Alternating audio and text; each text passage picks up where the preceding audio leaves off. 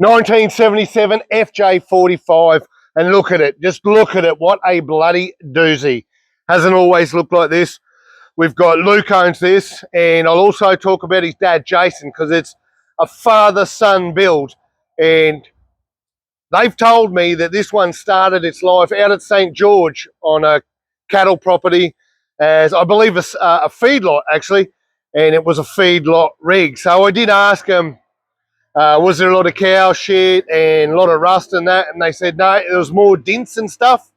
So you can assume it was pushing cattle around in yards and really earning its keep back in its day. And now they're the current owners. And now it lives in Gatton. And this is where its story that I'm going to tell begins, because these guys picked it up where now Luke's got his P's. Luke got this in year 5. He was in primary school, year 5. Father and son decided to tear it down, and boy, was it a different vehicle then. It still had the 2F, which it doesn't anymore, and it was pretty plain, very different. Everything you see on it externally has been put on by Jason and Luke, and I mean everything. Even we'll start up at the front. Right up at the front, it came with a more of a farm spec bull bar. So the guys found, we're chatting away, they found a bit on Marketplace. That's what we do. That's where we find bargains. And when we're building stuff, they found both the bull bar on Marketplace and get a load of this tray. We'll go through the tray soon, but the tray was also a Marketplace piece, and handy fellas, it didn't fit, so they've chopped it and modified it, and now the tray fits perfect for this 45. So up the front, we got the bull bar that they purchased, and a couple of King's products. They've got the winch and some spotties up there. I did notice, though, it's also got the JTX, very legal in Australia to run those. A lot of trucks love the JTX, Australian-owned company, sold by Mr. Landcruiser. So we've also supported the JTX and the GME aerial. And look at the angle it's on. I've actually lifted the bonnet. It doesn't interfere with anything. So no doubt you can put it on it, set it on an angle like that to get under the carport, the garage, when you go to the bowls club, wherever.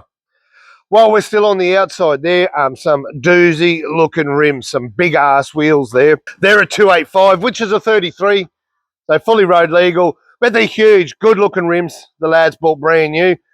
But that leads me to the flares. The flares you can readily buy from multiple places, and that keeps it all legal. It keeps the wheels tucked in where they should be and ticks some boxes. They do tell me that future, we've got some scrub rails coming. Now, this is Luke's daily. He actually uses it, and I've been touring with Luke on this one already. We all do the long drive for the drought, and as soon as Luke's got his license, he was on the long drive last year. So such a pleasure touring with such a nice rig. We still don't know what's under the bonnet yet. We're getting there. Exterior, the sun visor. Yep, sold by Mr. Landcruiser, the exterior sun visors. And yes, we have them in stock at the moment. That's rare, we've got them in stock, but they make a big difference. They don't just look sexy, which they are, but they really cut out the light. Luke's gone that extra step, and he's got the Tojo shields on there. The Tojo Cruiser shields are a great thing. Knock a bit of the, you can, light rain, bit of wind, they make a huge difference, and he's gone for the tinted ones. I've got to say about, g'day Blue Dog, come here.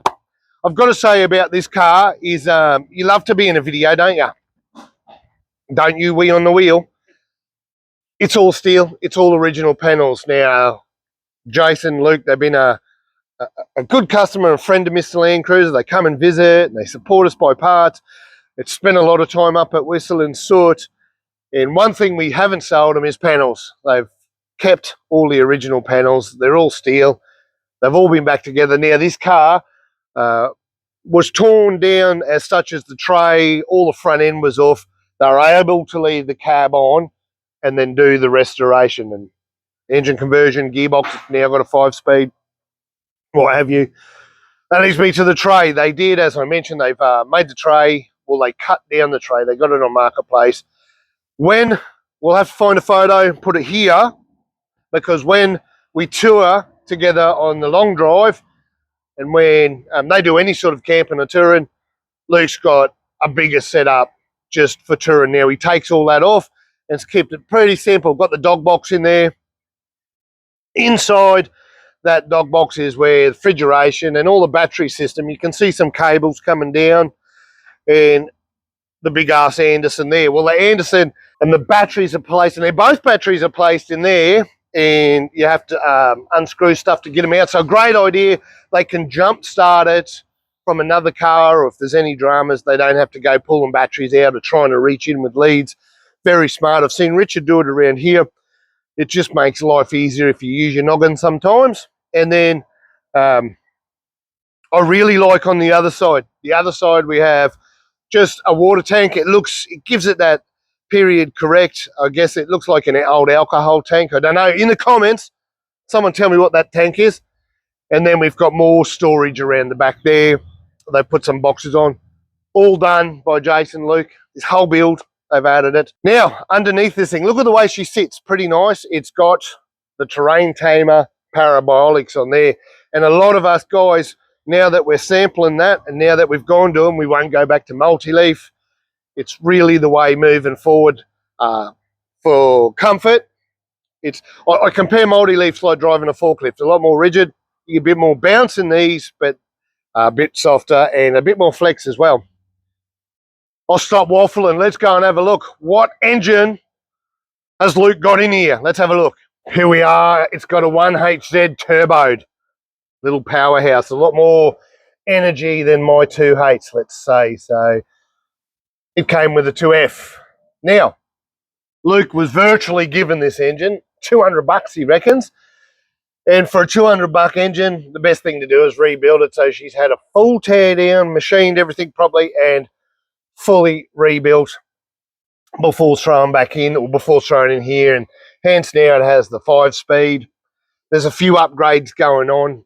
You can't see it, but it's now disc brake. You got a 1HZ, more powerful engine. So we've got the disc brakes going on. Oh, what I will see, just look at the bonnet height. It's got the LCS 4x4 strut found on, just put in strut in search of Mr. Landcruiser, and they're a great product, especially because it's got a visor. You can't lean it back to work on it. So it just opens it up so much more.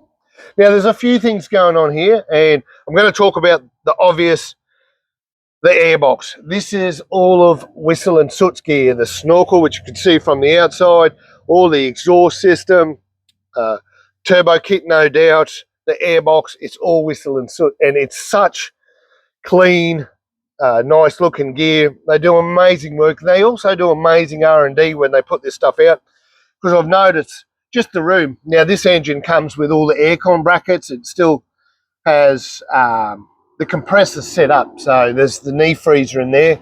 It is getting aircon. So when Whistle and Soot do their design, they think ahead that some of these engines will have this and that, and they've really made it fit really nice. Nothing rubs on the bonnet. The aircon still flows. Everything's really good. And the shroud. Well, you can't buy a 1HZ shroud, fan shroud, for a FJ45 now, can we? So again, Whistle and Soot have come to the party, and you can purchase this stuff from Whistle and Soot. We've also got their HJ47 shrouds on the shelf because we know how often we need them, and they're required. Toyota put them there for a reason. Some guys don't run them. Toyota put them there for a reason. Toyota didn't put electric fans and shit in there. So they're virtually, this setup is copying what Toyota would have done. And father and son are over the moon with temperatures and everything. This thing's running sweet. Also going on in here, now it's got the disc brakes, so of course it's got the bigger booster, the double diaphragm.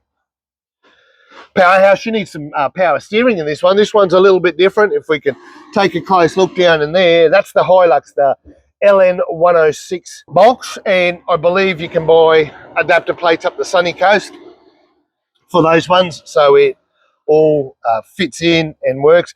Now, I've heard of guys do it. We've got our own way here at Mr. Landcruiser, so it's so good to see the different variants that come in here, and that just opens up more options for us cruiser guys. Now, it's not just 60 boxes. I've seen guys with 75 boxes poking out the front. Yeah, we've got the Hilux box that absolutely fits in there and works a treat. The wiring. They had some help with the wiring, and I asked them did they have some help, because it's pretty clean. It's all consolidated. It all looks pretty nice in here. And they've also blanked off the I guess you call it the fan box, and that will be to be continued because that's where you'll have your hoses and what have you coming from out here running into your aircon inside the vehicle. I think that's pretty much it in this one. Let's go, and the inside's pretty impressive too, so we might go and poke our head around there. I do see, and the guides have let me know it's all been engineered, everything's been ticked off. Even though it's a father and son project, they've been very professional about the way they go about the whole thing. Look at this. Inside is a show in itself. It's bloody beautiful. It's bloody comfy. It's just so nice. Now, they were saying they got, we're talking about parts we buy as we go, and they said, oh, the $300 interior. And I said, oh, yeah. And then you've had it all reupholstered. They said, no, for $300. They got the seats done like this. They got the door cards done like that. So I reckon they've done really, really well. It just looks great. Goes with beige. So brown goes with beige. It's beautiful. Absolutely lovely. And then, you know, you just your other trims and top it off underneath some carpet rugs to collect dirt. They have the Noble. Noble's probably one of the nicest you can buy, or probably is the nicest. There's other brands, but the Noble takes the time to put stitching around the edges and just finish the trim off. And it's a really nice fit. The steering wheel is a lot smaller. I find these comfortable. I've kept one. A customer left one behind, and I always wonder, will I use it? Because it just, look at all the room it gives you. Gives you a little bit more room in here just to do your thing, breathe out a little bit. So it's created more room.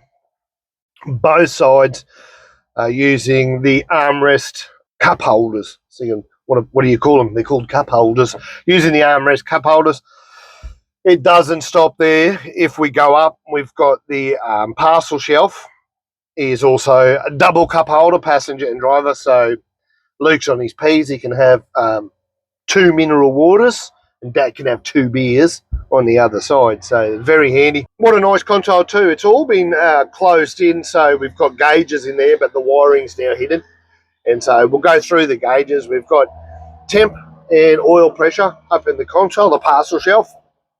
And then if we look low, everything's pretty stock standard where it should be on the dash. However, we've had in its life some more old school gauges added, and boost pyro combo, which they're going to change to some more modern ones and separate them. And that is an extra auxiliary tank fuel gauge. So this bad boy has about 91, 93 litres extra fuel in the back. And it just makes peace of mind when you're doing things like the long drive or you're going bush. Just wait that little bit longer. You don't have to pull over so often.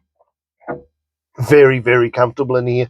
Above my head is got some straps I've seen before. Now this one had, you can see there's a hole in the roof. It had the big spotlight for shooting. That would have put a lot of weight on that roof. So the roof's now got a little bit of structure. The key part is it's all original, it's all steel, no fiberglass here. Overhead console, pretty bare basic at the moment. Lots of room in here. What do we got up in here? Some sunglasses and bags of goodies and a spare knob. So I won't go too deep in there. Something feels a bit sticky. I regret that. But so you got like parcel shelves, a stereo, lights, speakers, and I see they can talk hands-free. They've got the Bluetooth phone system going through there. So bare basics. It's such a great thing to keep stuff off the dash. What is on the dash is a UHF, handy, easy access. Right below that is the aircon, the to be continued part, because you've seen the compressor under the bonnet. It has the aircon in here. It's just a matter of plumbing and some extra wiring. And I'm sure by the next long drive for the drought, if it's a Queensland run or out in the sun, this will be one of the vehicles with the windows up. That's it. That's inside. What a bloody doozy. That's it. A few little minor details that I'm looking at that I may not have mentioned. It does have solar power up on the roof, so dual battery system, solar power. That fridge is really going to last. And when you're touring, you usually turn the key on every day as well. The 4 mud flaps, custom all around, stops the spray of rocks, and legalities for the back as well. They put them on there. And I've noticed the little, the valve thingamajiggers at the back. This one's running airbags. I asked them, oh, parabolics, do you use the airbags? On the long drive, they've had this canopy, rooftop tent. Man, there was 3 guys in the front of this car and all their camping equipment. So I think they kicked one son out on the drive, but to get there and to get home, she was chockers loaded and it was full. Swags and tents and gears and fridges and iced coffees, you name it. So they have used the airbags. Very handy, they said, just to give it that little bit of oomph when they're doing the big tours. But it's so good to see. This is a family, Jason and Luke. There's actually 2 sons, and they've all have a 45 each. I'd like to do a walk around on all of them. This one's the first one. They've all helped each other and got this one to this stage. Now they're moving on to the next one, to be continued. But for today, it's been such a pleasure and our ongoing relationship. Not just Mr. Landcruiser, but we get to tour these guys. It's so much fun. It's such a pleasure to have them in here, and this is quite the bit of show and tell. This one's a 1977 FJ45. Oh, yeah.